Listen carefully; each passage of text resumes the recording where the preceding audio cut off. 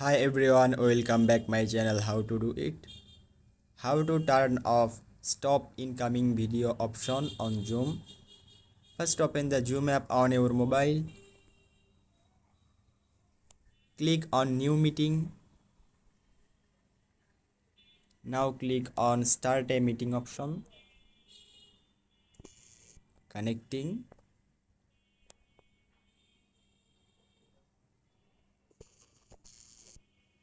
Click on more option.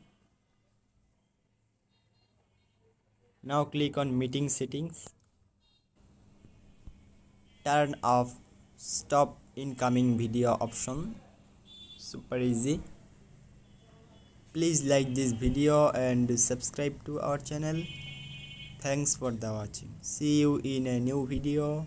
Bye bye.